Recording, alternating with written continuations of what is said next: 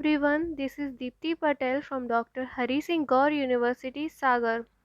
Today I am going to talk about ELISA test.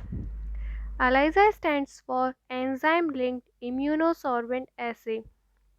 Basically, it is used to identify peptides, proteins, antibodies and hormones. Now let us discuss about principle of ELISA.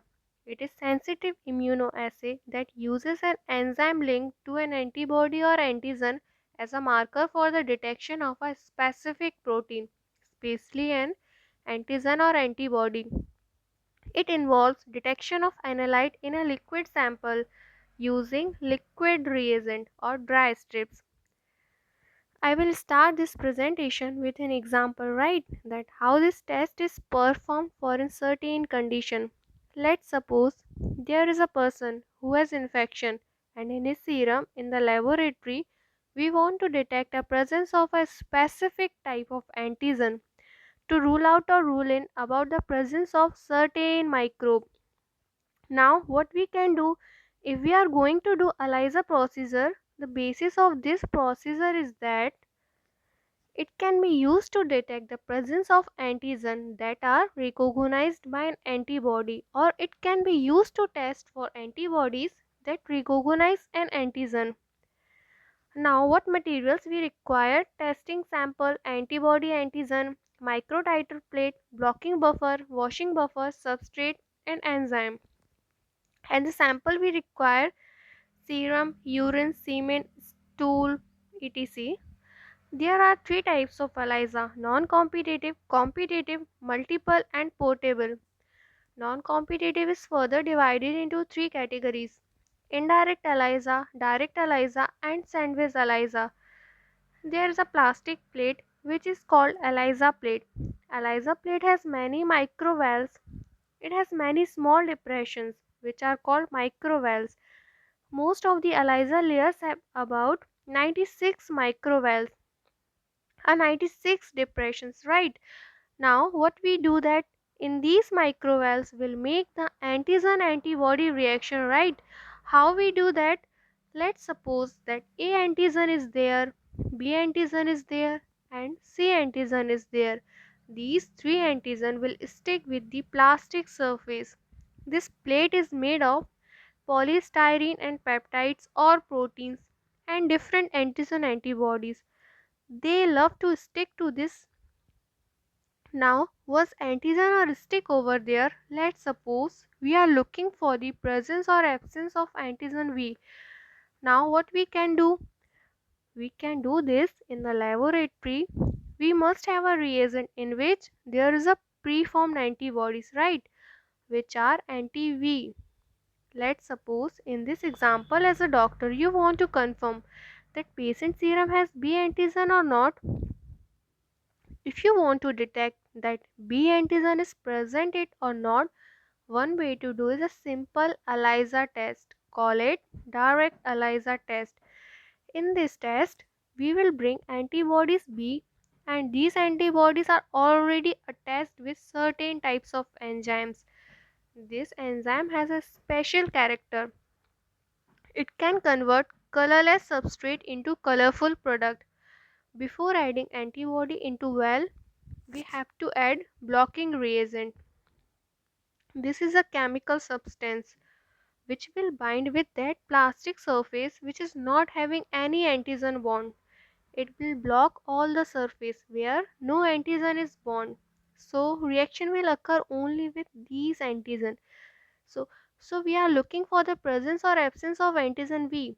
So we will bring our reagent or will bring such preformed antibodies which are anti-B antibodies, and they are enzyme linked. So what we do? We put these antibodies in plate. So this will bind with B antigen. After this, we will wash it and remove all the antibodies which are not bound with any antigen.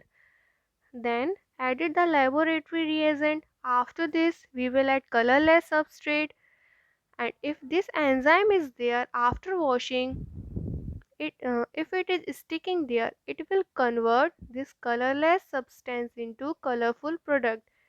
We use a spectrophotometer which can not only look for the color, even they can decide how much coloration has been done.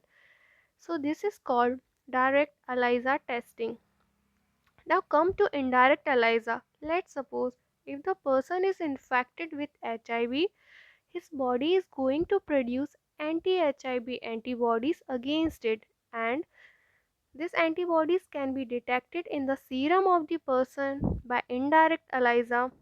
Let's assume we have a serum sample and we want to check the presence and quantify anti-A antibodies in it. So, if we want to do this by indirect ELISA, we need antigen complementary to the antibody to be detected. We need enzyme linked secondary antibody because it binds with the antibody, not the antigen, and these antibodies are connected or conjugated with enzyme like alkaline phosphatase, horseradish peroxidase, and these enzymes have a common property that they have a chromogenic substrate. Means whenever the enzyme act upon the surface, colorful product is formed. So let's start the process. Firstly, microtiter plate is coated with A antigen initiated with the help of coating buffer. This buffer helps to bind antigens so firmly to the well that they cannot be removed even by washing or tapping. After coating the antigen to the well, in the next step, sample is added to the well. Now what will happen? This sample contains the anti-A antibody. This antibody are going to bind with antigen because they are complementary to each other. Sample may contain other antibodies or concentration of A antibody may be higher than the antigen, so excess antibody will may remain unbound. So in the next step, washing is done, and this washing is done at least 3 times. After this, main reagent of ELISA is added, and it is enzyme linked secondary antibody. It will bind with antibodies present in sample. So when substrate is added, these enzyme will convert substrate into colorful product. Most commonly used format of ELISA is sandwich ELISA. It is used for the detection of antigen. Most popular application of sandwich ELISA is point of care testing and the pregnancy test kit. To remember this type of ELISA, imagine a sandwich. The antigen is the filling and the antibodies are the yummy bread. It uses two different antibodies for the same target antigen. Important point is that these antibodies recognize and bind to different epitopes on the target antigen. Let's understand the details of sandwich ELISA. It requires three main components: capture antibody, target antigen, and an enzyme linked antibody. Thus, sandwich ELISA antigen is trapped between two antibodies. In the first step, capture antibody is mobilized in microtiter well. It is specific to target antigen. Its function is to capture the target antigen from the test. After this, microtiter is rinsed. This is done to remove unbound antibodies present in the well. In the second step, serum sample is added in the well.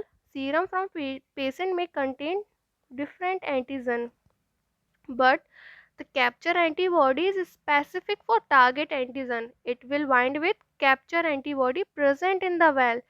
If specific antigen is absent in sample, then no antigen antibody reaction take place. Again, well is rinsed. In the third step, enzyme linked antibody is added in the well. It will bind with antigen. Again, washing is done. In the fourth and final step, the substrate specific for the enzyme link to the antibody is added. Color development confirms the presence of antigen in the test sample. And the applications of ELISA, it can detect both antibody and antigen. It is useful for tool for determining serum antibody concentration. It's it also found application in the food industry in detecting food allergens such as milk, walnuts, almonds, egg. Other uses of ELISA includes detection of microbacterium antibody in tuberculosis, a hepatitis B marker in the serum, and HIV antibodies in blood sample. Thank you.